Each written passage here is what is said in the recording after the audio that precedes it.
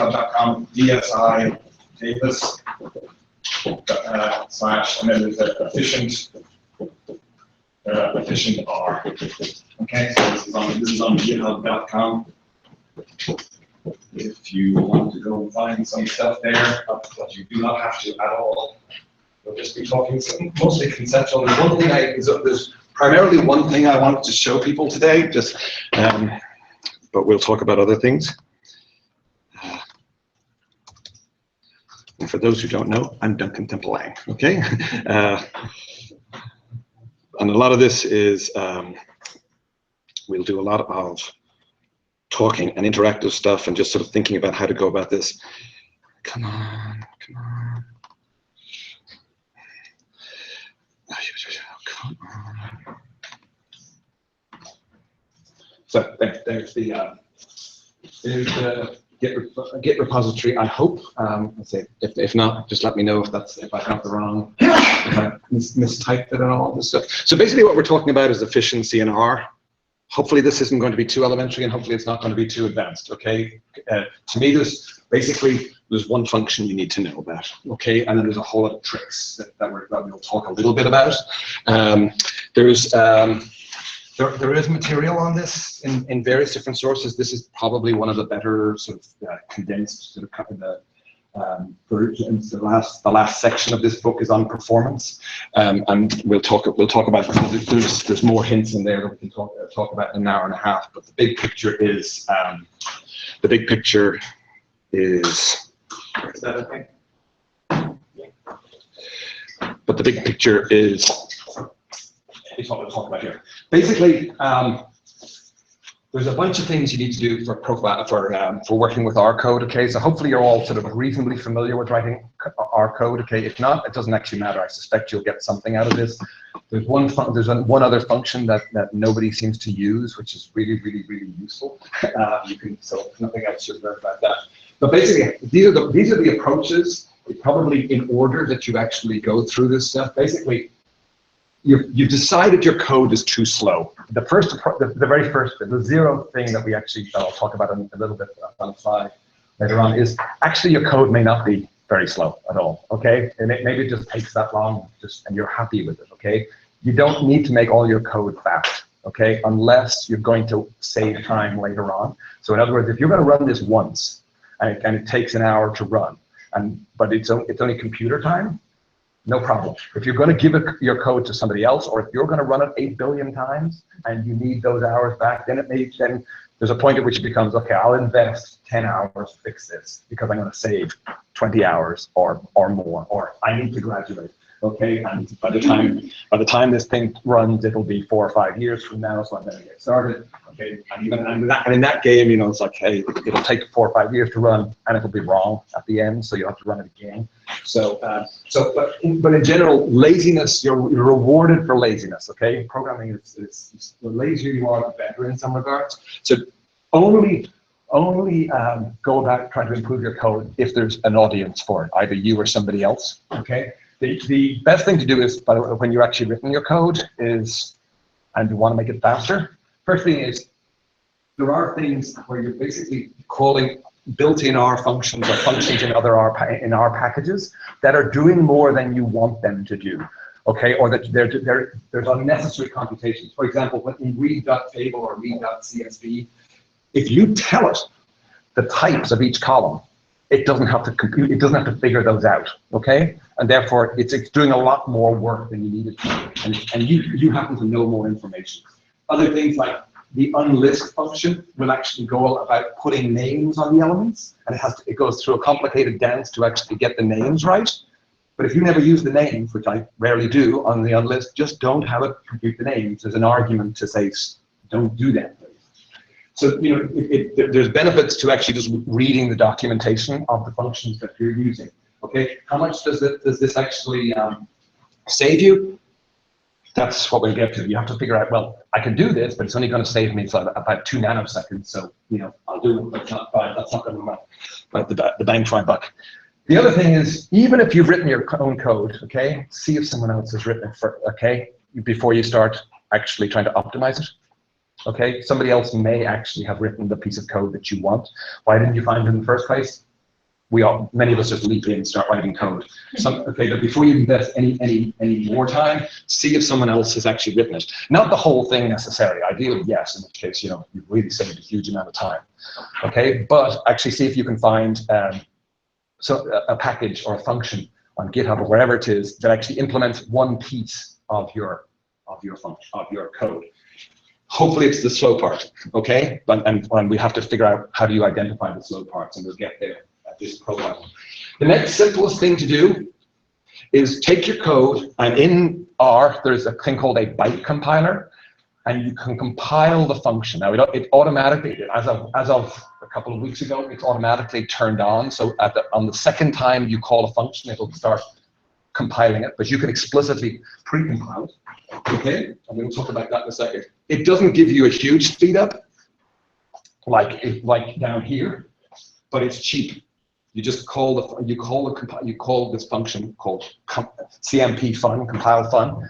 You just say, hey, compile this function. Now I'll just keep going, and we'll use the new compiled version.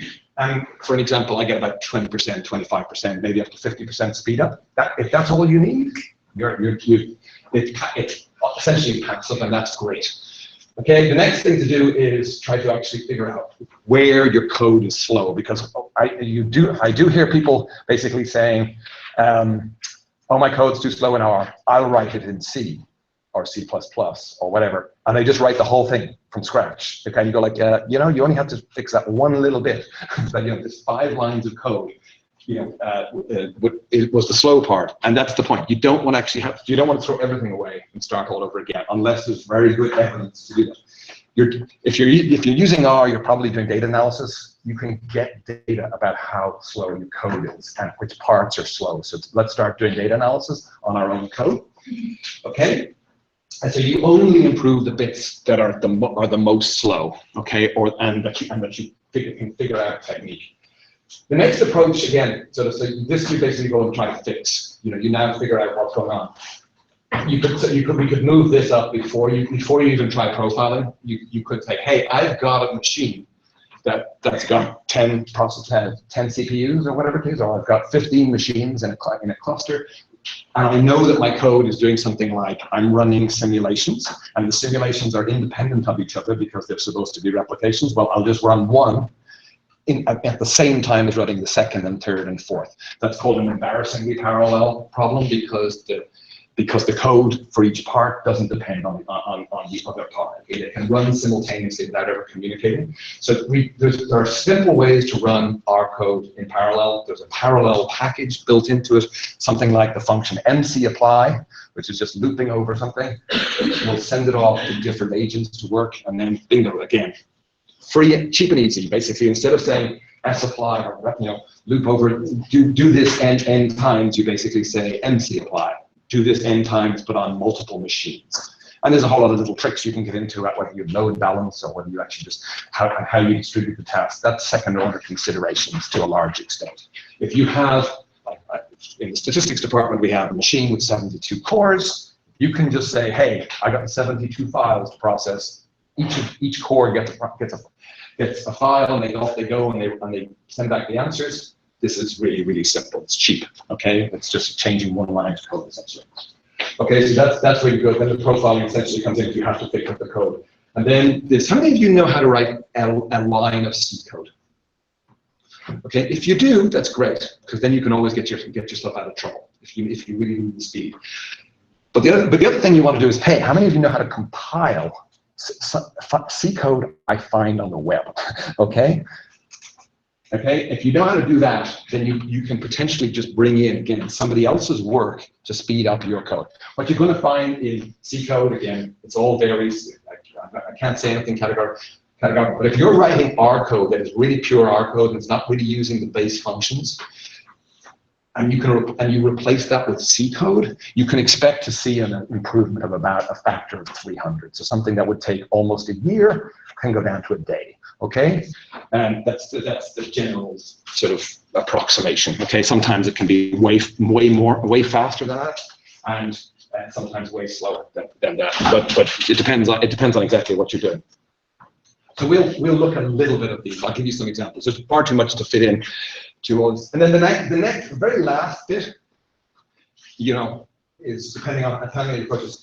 Actually, a lot of the times you basically say, I wrote this really badly. Okay, I did the most obvious thing. This is a very, very naive implementation. Okay, now I've got to go back and actually implement it cleverly and use some sort of computer science, better data structures, better algorithms. I'm going to completely change the actual computational approach, but get the same answer. Bingo, that's great, but who wants to do that? Okay, we do that if we're writing software for other people to use. It may not be worth the effort. We can bring this in at any time. Okay, but this potentially involves a big. When I said that, and I really mean this, okay, when I said I wrote it very badly the first time, you really should be aiming for that, in my opinion, okay? Write it in the most naive and obvious way so you can understand the code, verify it's correct, and then you bank that, okay? I now have a benchmark. So when I go off and do the really smart thing, that I actually know it's right. I can actually compare it, okay? There's where is it? I had something there. Somewhere, it's got a lot. There's this somewhere in my notes I put together, sort of somewhat randomly appears.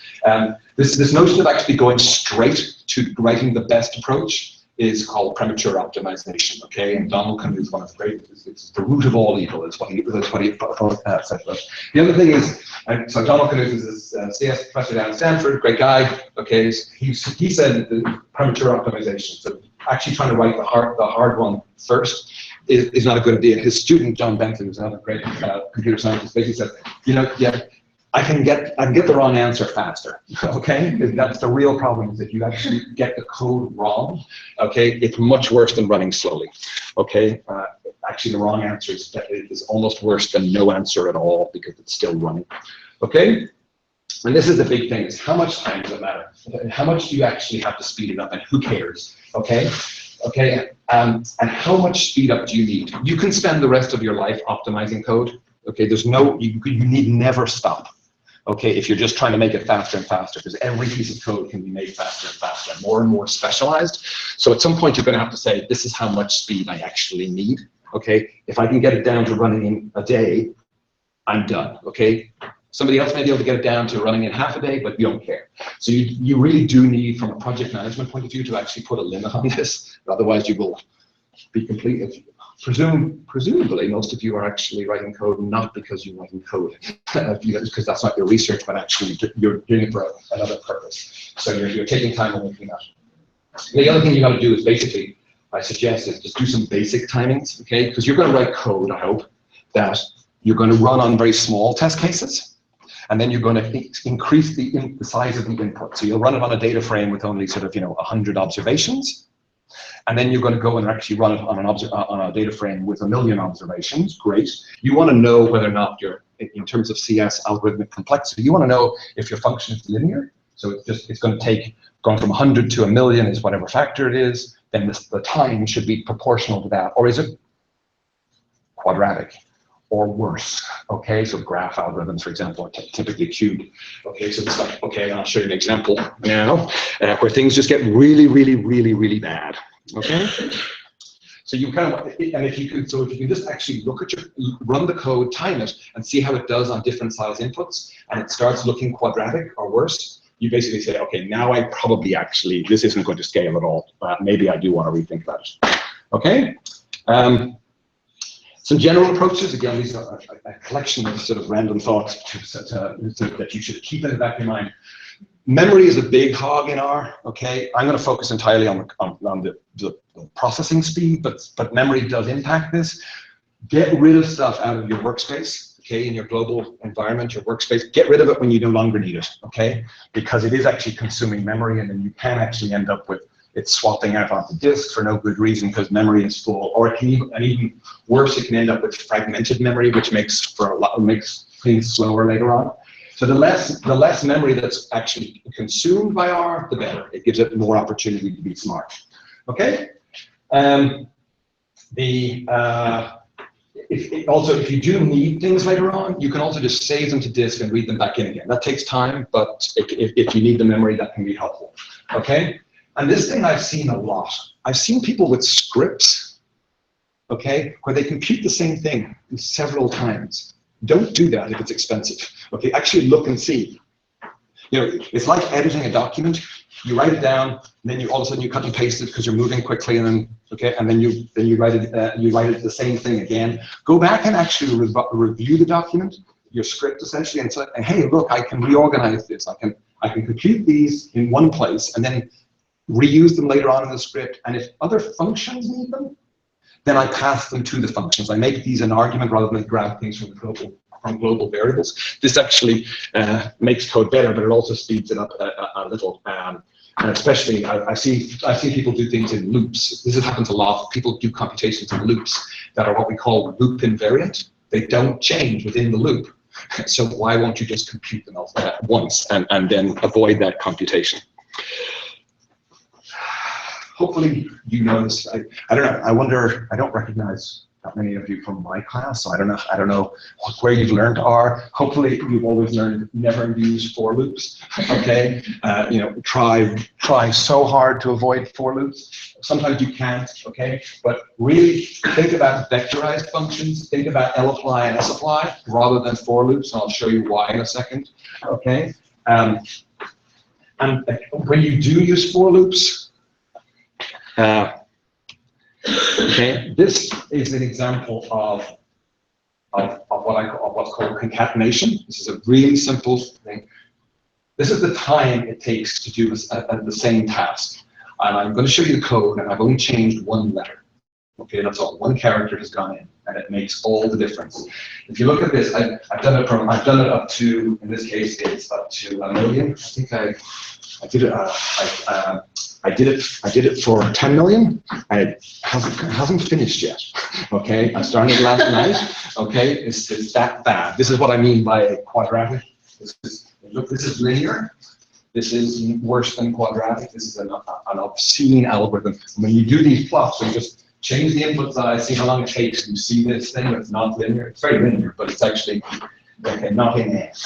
Okay, then that's when you know you've got real problems. This is the code to run that. Okay, for whatever it is. In this case, it's a difference between 19 seconds and 0.1 second. What's the change? What's the one character change? You're not reallocating memory every time. So what's the one character change? Okay. There's that and that, and I see this a lot. Okay, this is the block of code we want. This basically says, give me an empty container, and every time around, I'm going to put it into the answer into the ith spot. Okay, I mean, this is true of every language. If you do this in any language, you're dead. Okay. Over here, what we're saying is give me a full container with an element for each of the answers I'm going to get, and then in the next line, we basically down here we're saying put it into the pre-allocated space. It's already there. And if you think about this version, what's actually happening is when we get to the very last one, there's whatever it is. There's 999,999 elements in a container, and we don't ask R to extend it by one. We ask R to create a brand new one with 1 million elements and to copy every single one of the elements, which is done fast, but okay, into all the 999,999 elements into the new guy, and then insert the last answer. Okay, and this happens every single iteration. We allocate a new vector and copy out all the things, and this is why we see such an incredible divergence. Okay, so this is just extraordinarily simple, and okay, just pre-allocating. And when you see, when we go back over here, lapply and sapply and its friend vapply know to do this automatically. It takes the human error out of it. It pre-allocates. And some of you may say, yes, but I don't know how many answers I'm going to get because it's actually random, okay? Or it's data dependent, so how many should I allocate? I can't pre-allocate because I'm not going to get back an answer for each element. I'm going to get back a subset of answers. Well, that's okay, just pre-allocate and then with your best guess, and then extend it when you need more. And don't extend it by one, double it up. Okay, so there's a trick of basically putting a whole lot of stuff, allocating a vector that you think is going to contain everything that you have, filling it with NAs, and then later on throwing away all the NA values because you know that they weren't actually used. So you're pre-allocating. But again, hopefully you'll never need to use for loops, which you do. You really do, okay? There's many, many cases where you do. Where the actual iteration I depends on the outcomes of iteration I minus 1 and I minus 2. That's the case where you are kind of just dead in the water. Okay, so this is just a very simple thing. I have seen this so often, people doing this, and it's just killed your code. Okay, and it also leads to this memory fragmentation issue, which is a problem. And this is why it's slow, just in case you care. Okay, okay. As I say, now that you're about to start getting your code to be better, make sure you have used a separate file or you use Git to actually commit a version that actually works so you can test later on, okay? Because you may go very, very, very wrong, okay? Let's just take a quick look at the byte compilation. This is the Fibonacci sequence. I try to keep the examples simple and very boring because who cares about the Fibonacci sequence that would actually write it in ARM this way? There's many different ways you can play to actually make this faster, but this is just an example of this is the Fibonacci sequence is defined as this is a recurrence relationship. Okay, so basically this is what you can do with the byte compiler. How many of you have explicitly used the byte compiler? Okay, a random 2 people who are working on compilation. So this is this is basically this is the fib function that I just wrote. Okay, and basically I say compile this function, and in this case I'm going to assign it to fib back again. Okay, there's a reason I have to do that. If you could in general assign it to any other function, so you can have the R version and the byte compile version. This calls itself, so it needs to actually know which one to call, and so I have to call it fib. But when we actually do this, okay, if you compute this in with the R code, okay, for 30, which now has to go back in. If you think about this recurrence relationship, there's much better ways to write this.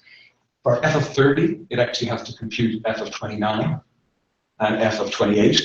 And for f of 29, it has to compute f of 28. So you're seeing we're already computing f of 28 twice. And that means for f of 27, we're computing it 3 times, and all the way down, we're computing many, many things multiple times. So there's much better ways to do it. But this is why it's so slow. Okay, but this is taking about, you can time it on your machine. When we actually just do the byte code compilation, we get about a 50% speed up on my laptop. And anyone who's seen my laptop, well, it isn't rebooted. I have, 10 million browser windows and tabs open, so my poor little machine is, affected. And these do affect performance measurements. Okay, so you have to basically turn everything off and actually get pure measurements on a virgin machine where maybe you're not running anything else, because that could potentially influence it. Well, on a Linux server, a powerful Linux server, we're only seeing 23%. Is that good enough? Maybe. Okay, just take it if that's all you need. Okay, and it is cheap. We'll talk about vectorization now. Okay, so this is a great example. Anyone know who this is? This is who? Is it Richard? This is Rossi Haka, who's one of the initial creators of R, and he and I were chatting. He came up with a very, very neat example, which I can't remember if I think I did put it on the GitHub repository it's a random walk. It's a 2D random walk. Okay, this just shows you actually how vectorization is just so powerful, and how you really need to use it, and also how basically you want to think about a very different computational approach. Okay, and so to make R code, when Ross and I were talking about this, we basically decided this is why R is such a horrible language. Okay, okay, and it's because it really puts a premium on being clever about vectorization, okay? And we're working on this thing. But basically, this is a 2D random walk, and we can make it more complicated, which gets for real fun.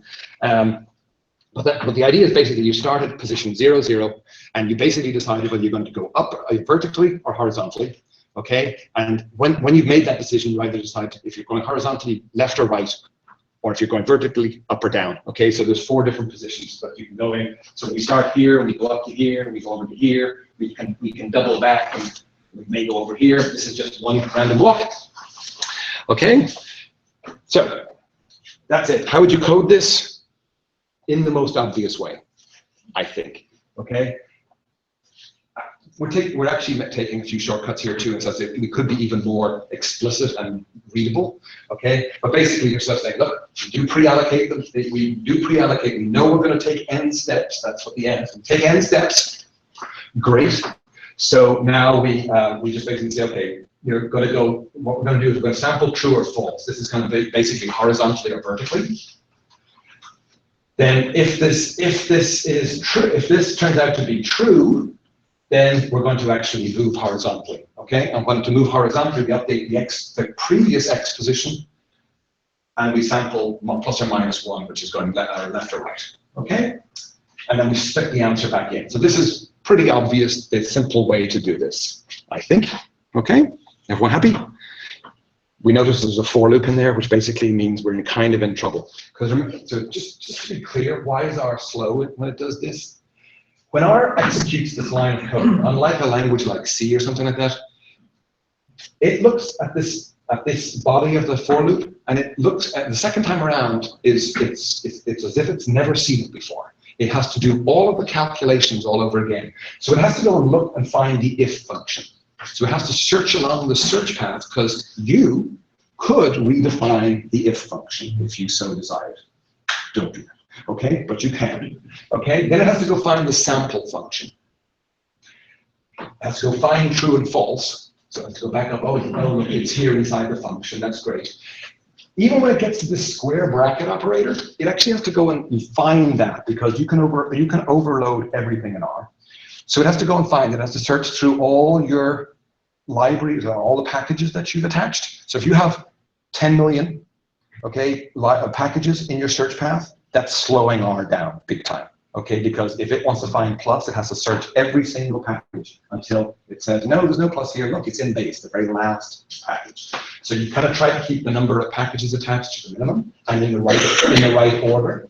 Okay, that's pretty fast, but it still slows you down if you're hitting this code a lot. But when it actually finds the square bracket, it doesn't even actually know how to subset them. It actually says, oh, maybe X clause is special and has its own method for subsetting, because we can actually write object-oriented code, which means I can go and actually look up what is the appropriate method for this type of variable, this type of object. In this case, it's just what is it? It's just a numeric vector, so it goes off and finds it. But it does have to search all over again. So this is the problem. And again, we've made this faster, but it's still expensive, because we are in the worst case, you are changing the definition of what square bracket is each time around.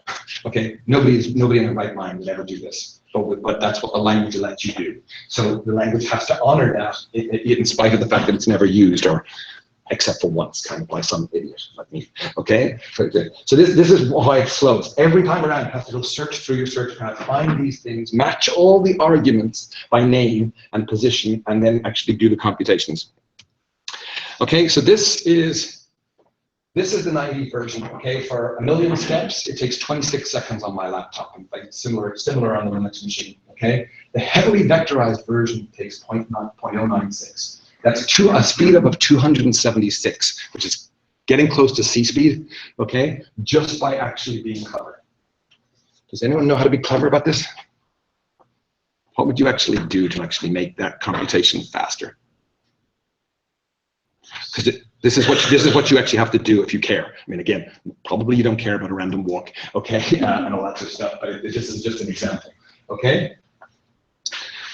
So this, okay, so what you can kind of notice, there's actually 4 possible directions to go in, not 2, horizontally, vertically, and then which direction after that, okay? So what we actually want to do is avoid the for loop. This is quite simple. If you actually take a look at the file on GitHub, I think it's rw1.r, there's actually, I think, 7 functions in there. It's incrementally go through and figure out how to improve each function. Okay, and I'll show you how we do that. So again, in a data-driven way, but you can actually sort of see the evolution of the code getting cleverer and cleverer, and becoming also more and more unreadable in my mind. Okay. Could you just, in this particular one, you could do all the steps at once, a random big number times the total number of possible steps, and direction, all directions. And that's the magic trick. We're going to actually sample all in one go, okay? So if you go back to here, we're calling sample here, we're calling sample here, we're calling sample here. There's 3 calls to sample in each iteration, okay? And we're only sampling one thing. So what we mean by vectorization is 2 things. One is that that when we apply a function, it works element-wise, and it's very fast, okay, because it's typically written in C to do that, or that it's actually vectorized, that it actually does multiple things at the same time, okay, and gives you back multiple answers, okay. So in this case, what we can actually do is this: we just basically, here's my function, same thing, here's my steps, okay, and now we sample one of the 4 steps. N-1 times, because hey, we already started at 0, okay? And we replace equals true because we're sampling with replacement. And that's almost enough, but there is this magic trick that you actually need, okay? Otherwise, you still actually have to figure out where you are at each time. So you still need to actually add it to the previous one. And this is where you come in, with this cumulative sum. And this is a magic trick that I use quite a lot for different things, where you basically just say, okay, look, this is written in C code, so it's super fast relative to R. Okay, and it basically says that it takes this vector and it adds, for the second element, it basically adds the second element to the previous element and puts that value in.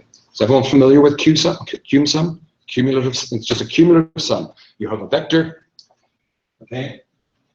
You have a vector and this.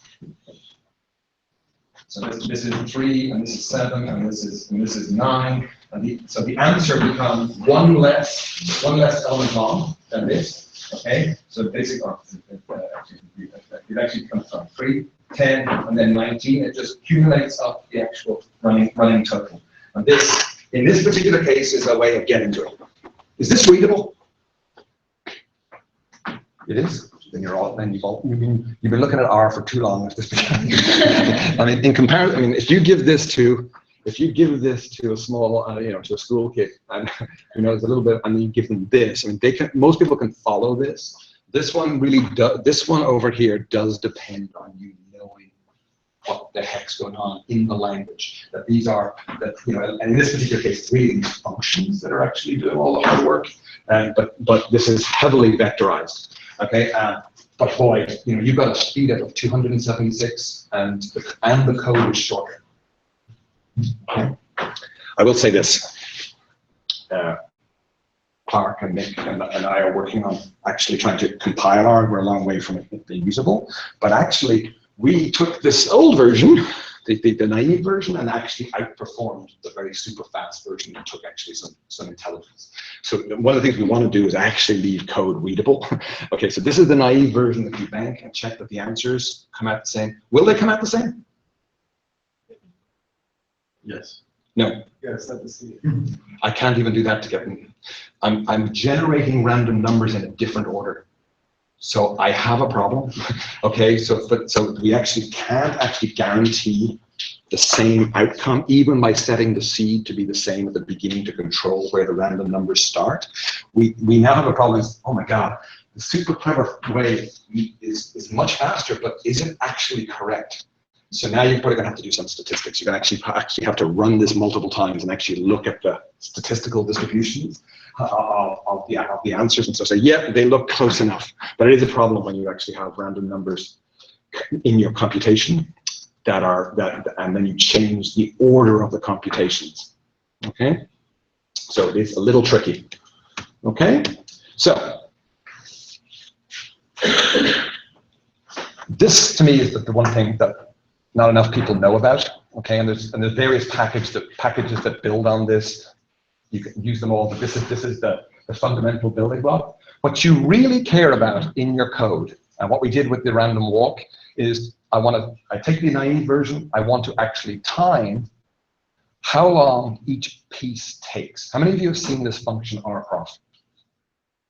Okay, only very few. So good. Actually, this is the one thing I want you to walk away saying: if my code is slow and none of the obvious things like bytecode compilation work, okay, and even before you get to being the smart thing, doing the vectorization and rewriting the whole computational approach, the best thing to do is say, hey, let's profile this and see where all the action is. Okay, there's very few functions. We're going to come to these in a second. But all you need to do is rprof. You need to call this once with the name of a file that you don't mind overwriting when it's going to get created. Okay? You run your code. Make it run for a couple of minutes, or don't have it run for 1 second. Okay? You're not going to get enough measurement resolution there. Have it run for a little bit, but not hours. Okay? And then just turn off the profiling. What this profiling is doing, it's like other languages. What it's actually doing is every millisecond or whatever it is, you can actually control that. It actually says, stop, let's see where I am. Let's see what function is being called, and which function called is, and which function called is. So you have this call stack, and it writes it out to a file. Okay? And then it keeps going, and then it comes a millisecond later, it says, stop, let's do this again. And then we can actually build up a picture of how often were we in each function, okay? And that's almost enough, but not quite, but it's close enough to give us a big clue. Okay, so this goes out to a file, we turn it off, and then we just do data analysis. So we read it back in, summary, our prof does this for us, and then we look at this. Then we look at the data frame that comes from the by self. It comes back as with redundant information. This here is the total time that function, we're in this function. You haven't seen what code I'm running yet, so we'll take a look at it in a moment. This one over here, total percent, that's 100% of time. That's the top level function that spawned everything. Okay? And it's actually in a thing called fun, which is kind of weird. Okay? And there's another one which is 100% time here. And we both do 100% time. Basically, this is so fast. What we actually did is we called lapply, and that actually called something, and we spent all our time in this function down here. Okay, but the key thing that I care about is not the total time, but the time in each function by itself. Okay, so lapply didn't actually take much time at all on its own. What it did was it kept calling this function fun, which took a lot more time. It took 8% overall, but it called other functions which took time. It called some other functions, like, I don't know, we'll see later on. Okay, but they called other functions, and they called other functions, and so forth. But match was called. Match is this thing to actually say, does anyone not know what match does? Don't know. Okay, good.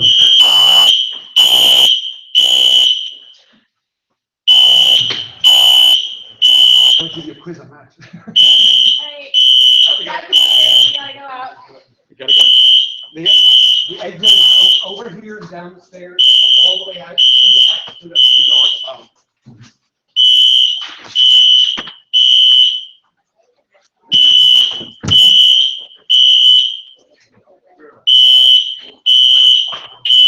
We'll lock the door behind us. Don't worry if you forgot anything.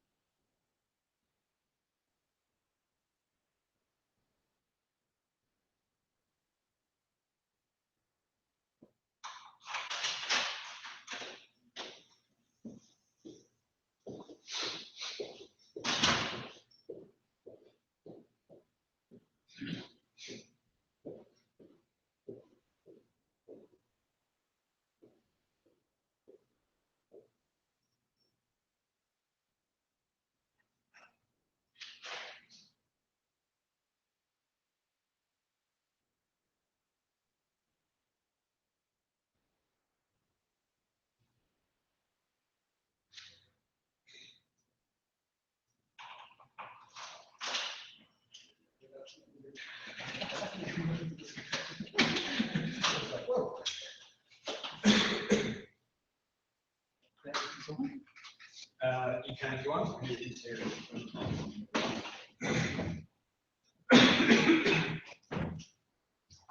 Oh God, now gotta put the computer back together again. You're still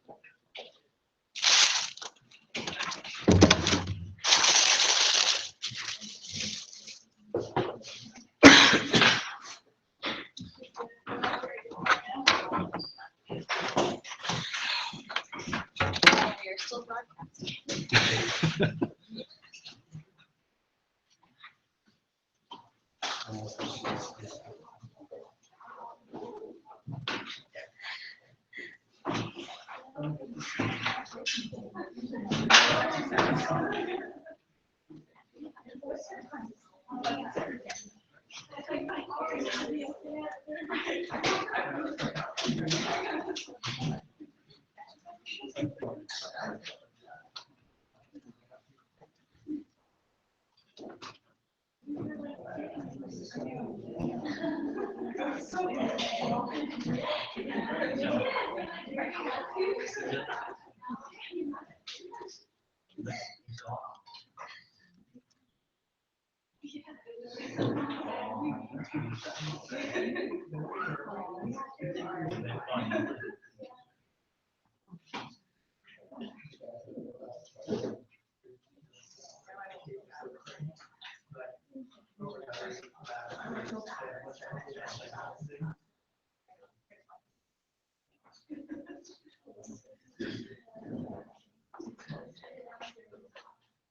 Where did that come from?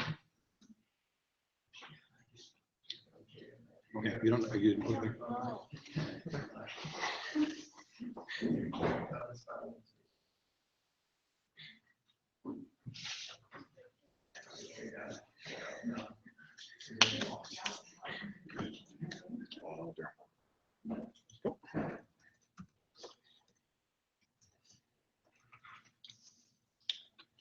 I'll give people 1 or 2 minutes.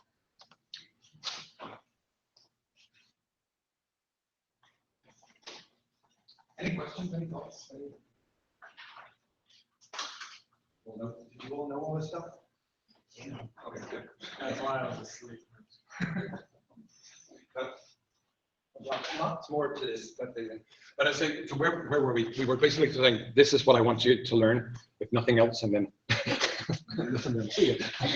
Perfect time. That's just it. It's a very simple sequence of commands, just totally generic. You just turn the profiling on, turn it, run the code, turn it off. Okay, and then just look at the actual statistics. And basically, here's what you do. I nearly always put head around this to only look at the first 10 or so, okay? And you just go straight after the big ones, okay? So it's the match function. I'm going to show you the code where this is related to. The beautiful thing about, we're going to rush very quickly, so it's not going to be as comprehensive. The code is, I'll make the code available, the pre and post code. We've got a speed up of, I forget, about a factor, about a 50% reduction by doing something. So the code is already pretty good. It's in Star's code. This is slightly subtle, but it took some digging. So basically, we're not going to fix the match function. What I was asking you was, what's the match function? The match function basically says, here's a vector of things, here's a table of elements. Tell me for each element in this group what the corresponding position is in the other table. Okay, this is a very useful and powerful thing we do for matching. Okay, that's why it's called match, and it gets used an awful lot for matching names of things and so forth. That is because it's used so much. It's heavily optimized. Okay, it's been written in C. You're not going to speed that up. You don't own it for one. Okay, you're more than welcome to go in and change the R code itself, but you can't really make that up. So the problem is we have to actually figure out who's calling that and why, and maybe sort of see if this is the problem. If this is one call to match and it's taking 11% of the 48% of the total time, then we really need to fix this. If this is 12 billion calls to match, then match is very fast, but we still need to avoid it. Okay, but it may be okay, especially if your function is just getting called a lot, but so basically we take the time, the total time, and divide it by the number of calls. Now, unfortunately, the profiling does not give you the number of calls. It's not designed to actually capture that.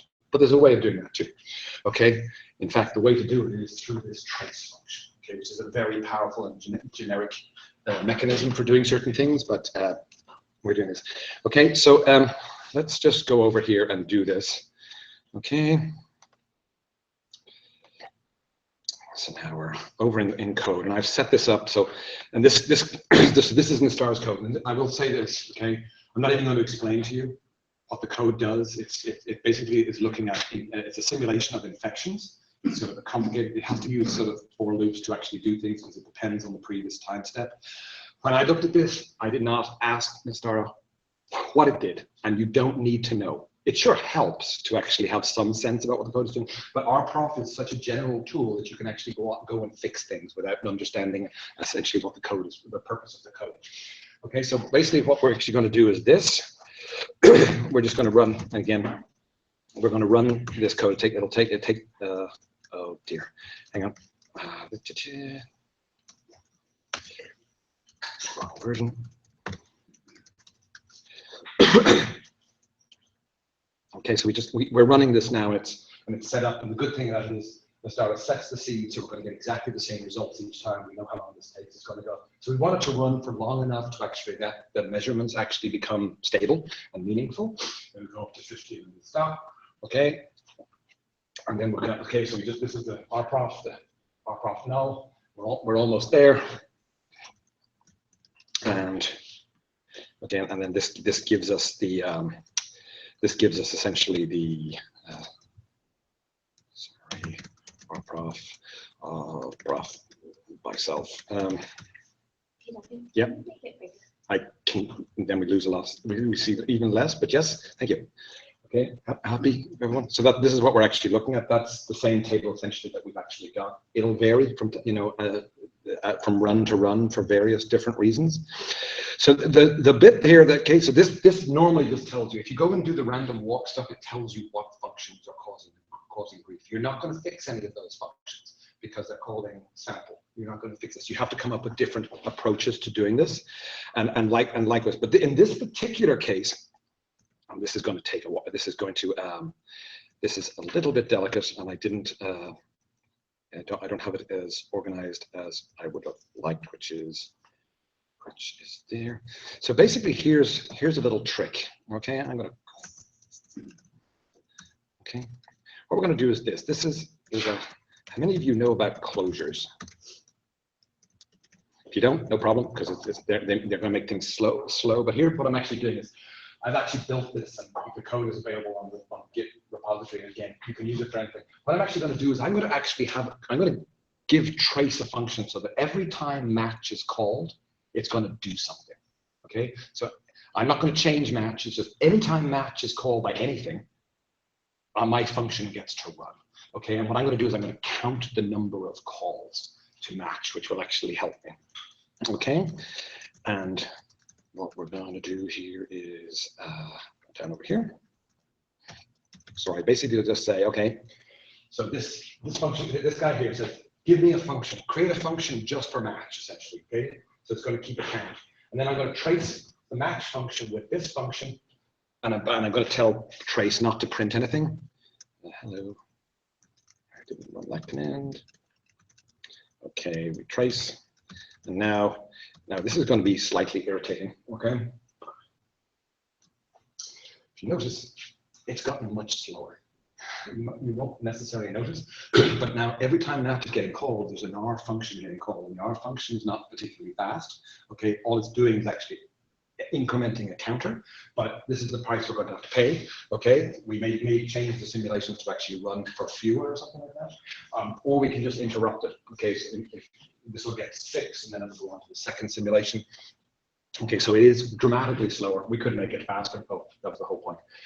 Was actually trying to make code faster, and yet we're actually writing code to monitor and collect data. So we don't really care too much about that being fast or slow. Okay, and when we can actually go here, and we actually go here, we can look at all of those, all of the functions involved. If we go back over to this, this is chugging along. If we go back up to here, we can monitor any of these. Okay, so what did I do? Okay, this is the strategy, and again, there's code over there to do this. These are all functions. This fun is actually slightly complicated. We never wrote a function called fun.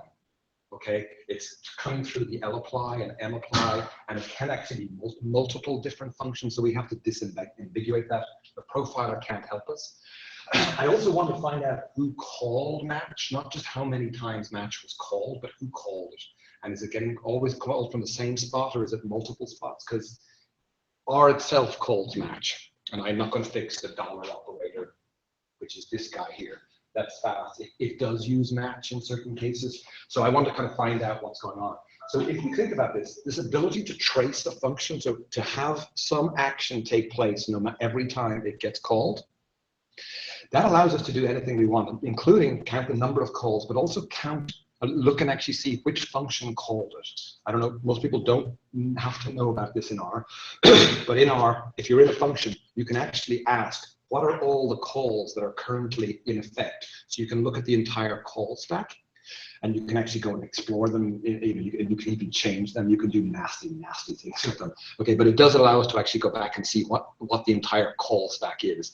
That means we can see what calls match. So we can write a little function to do that. I did in that file I just sourced. Okay, and so as you see, this is remarkably slow. If I go over here, we could make this more user-friendly in my little throwaway functions. Okay, this is the call stack. Stop it. This is the call stack that allows me to.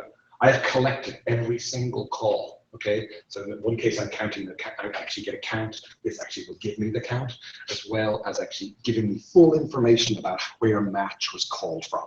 And with this, I can now do some data analysis. Okay, and this, if I just want to go over here and take a look. I'll just show you this. I'll show you this stuff. So in this line of code, what Nistara had was this. Okay, there's a variety of different things that I just want to quickly touch on. This is very specific to Nistara's code, and yet not at all. Okay, there's just general principles. So our profiling, this is what allowed me to go without understanding a word of her code, was to actually say, how do I improve this? I'm going after the bottlenecks. This is a little more complicated than this function takes all the time. Okay, and I must fix that. We have to be, so this is slightly more advanced, but we're talking about the harder part. The easier stuff is more typical, and you just use rprof and go straight after the functions that are slow. Okay, in this case, we had this thing going on. We had a vector of names, and we checked to see whether they were in here. Okay, so this gives us back a vector of trues and falses. Okay, and then we subset vi. Okay, so this did not look funny to me at all. This looked perfect. This is the way I write code often. But I didn't know much about Nistara's code, so I did a lot of testing, a lot of traces to sort of say, is this condition always true every time we hit this function? And one of the things I said was like, are the names on vi always the same as the names on comp? And it turns out they are. Okay, and then this code is the same thing. You're subset by name. Okay, our subsetting is incredibly rich because you subset by position, by negative position, by name, by logical vector. Okay, that gives us a lot of flexibility. But it turns out that this subsetting by trues and falses in this case, and doing this computation, this call to in calls match. This one doesn't. It actually does. It does a slightly different computation. But because the names are unique, we always get the right one. Okay, in fact, it doesn't matter in this case. We always get exactly the same answer, but now we're subsetting based on names and avoiding the match. And this actually gives us quite a big improvement. Okay, so it's about a 50% improvement just in this one step. Okay, so we actually get further than 50%. I forget the overall improvement. So this is actually this is a reasonably this is an important thing that I was actually surprised by. Okay, this is, you think this is a perfectly natural way of doing it, but actually there are improvements to be had. And the reason I found this was because of match. Why is match getting called? It's getting called in the dollar side. I can discard those. Okay, because I have the entire sequence of the call stack, I sort of say, okay, they only come from 3 different places. 2 of them are fine. That's just R doing its own thing. And then the other one is, oh no, this is happening way too often because I count the number of times we're in here. So now I realize if I can improve this a slight bit, it's getting called so often that this is going to actually really matter. Okay. The other thing is very interesting here, and I talk about vectorization. Okay, so this idea of basically, so you do a command that does lots of things all in one go, as opposed to doing 3 commands that do different pieces. And very few people know about this. But in the start, I had this code which is to loop over a group of these groups and actually generate binomials. So you think about this as you essentially you loop over these guys, and I can't think this is the same. Sorry, but basically we have different probabilities for different groups. Okay, so if you think about this, and I'm just going to draw. We have a bunch of probabilities here. These are our probabilities for your binomial, and you want to generate one value, one observation for this probability, and another value here, P2, P3, and so forth. And there's really only one. So what we want n values on a binomial, but each one with a different probability. Now you really have to loop to do that. Except for almost all the random number generators are vectorized in their parameter. So instead of saying our binom 1 for P1 and our binom 1 for P2, we say our binom, I want n things, but each one has a different probability because I just specify the probability in the second argument as a vector, and it's smart enough to loop over these things one at a time and actually change the probability. And this too is extremely powerful. Okay, and that's a very good example of vectorizing in a slightly unusual way. You're vectorizing a second argument over here. It's not just that you're doing something element-wise, you are over the probabilities, but you're actually generating one big block in one go rather than looping over each one separately. So this turns out to be very important. Again, so there's a variety of different things, and I'll put these together on that. I'll put a list of them. You can I will put Instar's code up there as well. It's not there yet quite. I can't remember if there yet. You can actually see the original functions and the ones I changed, and what you can actually just diff them and see what the difference is, and just figure out why. It's kind of an interesting sleuthing problem of just using rprof to walk your way through. It is entirely data driven. I genuinely did this without understanding what the code did. So that's how sort of simple it is, if you will. And if you actually know what the code is doing, it's even better still, of course. Okay. So in the interest of time, that's we won't go through as much of actually showing this. And there are these other things. You're much better off using vapply if you know that it's a vector at the end. Your Instarls have this thing because you sometimes see this do call of RI and apply. But if you know that the function in here is always returning a scalar, this is a lot of overhead for no good reason. So you kind of try to come in and make your code more specific. So it's less general, but in your case, you know what it is. And there's always a trade-off between, well, maybe I'll change it later on. So I'll keep it flexible, and how much speed do I actually get out? So there are these little, as I mentioned, I just threw these together because we use them all the time, and no one seems to turn them into a package. Is this ability to trace a function, compute the number of calls to it, or to compute the call stack and all that stuff. They're very useful. You can play with them. They're kind of just very raw at the moment, but they're easy to fix up. The other thing, just again, I'll just quickly go through this. Most of you said you don't know how to write C code. That's fine. As I say, in many cases you can just call existing C code, but this is where you get your big bang for the buck. This is, if you're ready to go here, you know, you can get real speed and see. But the key thing is profile your code, find out where the bottlenecks are, and only convert the most important small bit of code into C. Do not write everything else in C. Just write one tiny bit and then incorporate it as an R function. Okay, and it's really quite simple.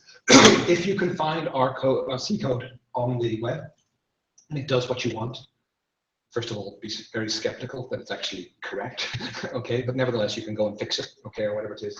You know, there's decisions to be made about how you manage your time, but go grab it, try it, and see. Hopefully, there's lots of people using it, and hopefully, you'd sort of see a good GitHub history of people maintaining the code. Okay, you do need to have a compiler installed, so it's slightly more annoying, okay, than a regular R package. But it's you can compile and load C code into R, and then you can call it directly, okay. And in some ways, or else you write a little wrapper to it, okay. There's my Fibonacci sequence again. Remember, we got about a 50% speed up when we byte compiled it, okay. There, this is C code that does the same thing, okay. I need to declare the type of the input. I need to return the output, but it's almost exactly the same. I need semicolons. In this case, it's almost exactly. You can find this online, okay? Slightly different variants with different stuff, kind of idea, okay? But that's you can find it online. There are packages that allow us to call this directly from R. Mostly, we actually write a little wrapper around it because we have ways of calling CUT by a .c or a .call. The .call is much more flexible, but a little bit more complicated. But this is all we need to basically do. If you don't know what this is, you can nearly always copy it and just get it that way. Without knowing a lot of C, you can, with knowing very limited amount of C, you can use a template. We're basically saying, I'm going to give it in, I'm going to pass in an integer, actually a pointer to an integer, whatever that means. And I'm going to pass in a place to put the answer. I'm going to get the value, I'm going to pass it to the fib, which expects an integer, and I'm going to put the answer back into answer. And then that's all R is going to need to actually do. Okay. Then we compile this code, we load it, we call it like this. Here's the input for 30. Here's the place to put the answer, and give me back the answer. Okay, very simple. This is the speed I get. Okay, it's a 465 speed up. Okay, and I wrote almost no code. Okay, it's a very, very simple example. I hear you.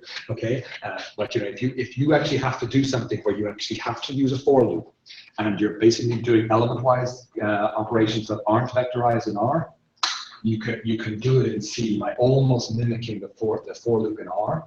The syntax is intentionally very similar to C, so in R, so you can actually get the speed up, and you don't need to know very much. A lot of problems in C code is not so much the syntax and how to. The languages are very similar. The problem with C is memory management. So what you do is you don't manage any memory. You pass in your data, you pass in the place for the answers, and R takes care of all the details. And you need to learn very, very little. In the code on the Git repository, I don't pretend to do this because I have to compile the thing by hand, and I've got to actually remember to download the code and so forth. The R package mechanism is very simple, and when you've got C code, it actually makes life easier rather than more complicated. So basically, I just create an R package, which means two directories. Here's my R code. Here's my C code. Okay, in the source directory, I create this namespace file which has 2 lines in it. Okay. Maybe this one and one other line. Okay, that's simple. Okay, and then the most annoying part of this is writing a description file. Say it's package. Here's its title. Here's the license. I'm using it for myself. Why do I have to have a license? Don't ask. Okay, I just did that. Austrian cases. Okay, and then we just install the package, and we don't actually have. And then it just compiles the code for us and loads it and all that sort of stuff. So this is actually very simple. If you actually are interested, there's one thing, one place that I wrote a chapter. It's about a 25-page chapter on how to make stuff faster in R in a particular example. So it's an actual simulation of a 2-dimensional grid of cars. And I go through doing it in R. We profile the living daylights out of it. We make it faster and faster. We change data structures because they actually matter a little bit. I end up with redundant data because I want the information in 2 different ways, so I can make it faster. Chews up more memory, but in this case, it's not a problem. And then we switch some pieces over to C to make it even faster, and then we eventually say, you know, enough's enough. That's actually not a bad place to go. And obviously, we're going very quickly. I'm trying to whet your appetite to come back and talk to us if you actually have code. So if you want your code to go faster, you kind of now know where to go look. First of all, rprof. Just go to rprof. But try the compiler first, okay? And then go to rprof, see what's there, and then come and talk to us in my office hours on Thursdays or at other times. Just get in touch. But one of the things I will say is this. So I'd love to hear more. I'd love for you to come with your problems and we can try to solve things. I'd also love to borrow your problem, okay? Okay, because as I say, what we need for Clark and Nick is at the back there, we actually are looking for authentic problems like in stars where we need to go faster. You want to write the simple code because you're not trying to write software for a living. You want things to go faster.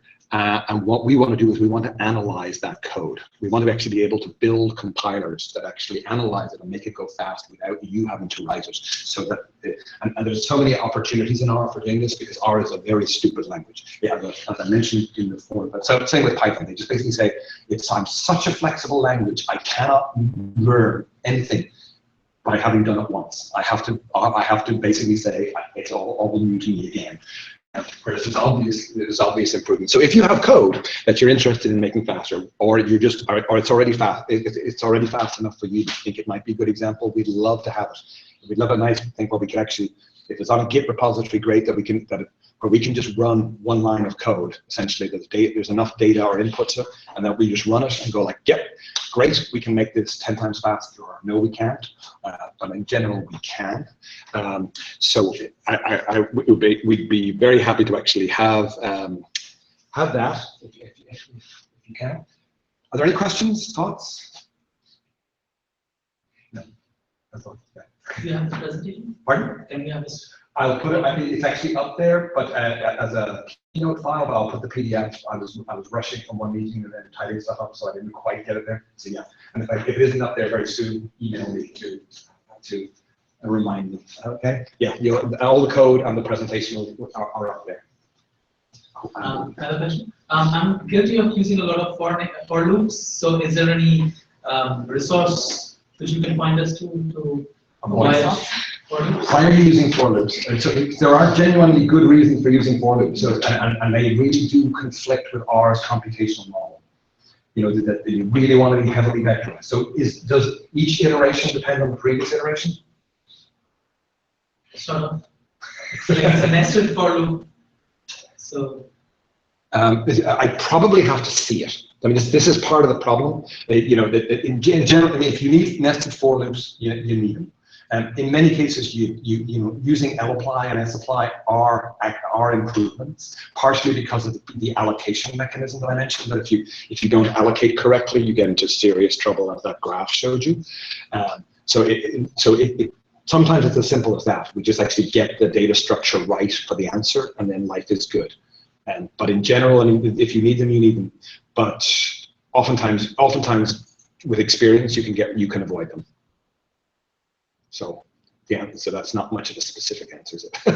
I'll generalize my problem. Okay. So it's a two-dimensional matrix, and there are certain values which are above a certain threshold. I want to pick out those values. Okay, that's easy. Okay, so there's two functions.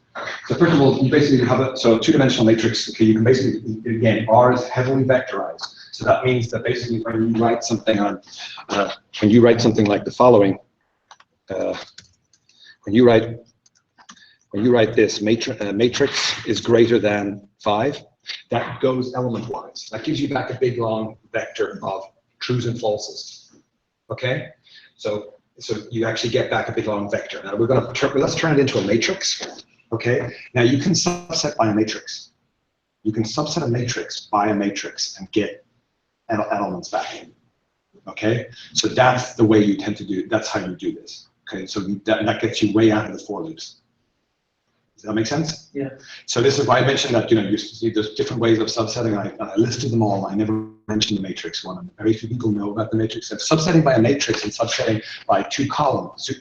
So this, a matrix subsetted by a matrix is one thing. Another thing is a matrix subsetted by a vector, and another vector is another thing, and this is yet another thing. Those three all have different characteristics, and they are incredibly powerful. Okay, and In general, it's kind of funny. A lot of people don't actually use matrices. They use data frames because matrices are so limited to everything has to have the same type. I can imagine in your world, they're perfectly sensible. You're in piloting climate modeling and change and stuff. So I can expect that a matrix is the right thing, and then you actually get the benefit of these operators. And there's two other functions which are very, very useful. And I won't there's row and col. So let's do this. Let's do a matrix of 1 through 15. It's a 3x5 matrix. And I'll leave this as a brain teaser for you, because that's what row does. It gives you back the row number. This is very, very handy. Turns out that you can use these for exactly your case, row and col, and actually use these to subset and get exactly what you want. And you've now saved 2 for loops. And now that's huge, depending on the size of the matrix. If the matrix is only 2 by 2, but I doubt it. Does that make sense? Yeah. Any other questions? Any other thoughts? Was this of any use to anyone? Was it, except for the fire alarm? Was it slightly? It's the first time I've ever been interrupted when giving any talk at all. Where it's like, whoa. So hopefully that was of some value. But we would love to see your code. Really, one of the there's a bunch of people who are trying to make R faster, and if you Google it, you'll sort of see people are sort of doing it on the most bizarre things that computer scientists use as benchmarks that no one in their right mind would ever do in R. It's just for a totally different purpose. So therefore, having real authentic cases is really useful. Cool. Thank you.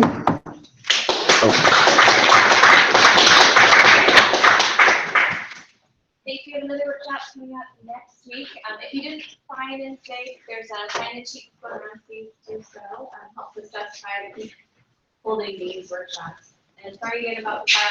We'll cross our fingers the next time. We'll have to deal with that. Cool. Just disconnect the file. I think I have an example of where I put my sorry, I have IDs, and I want to pay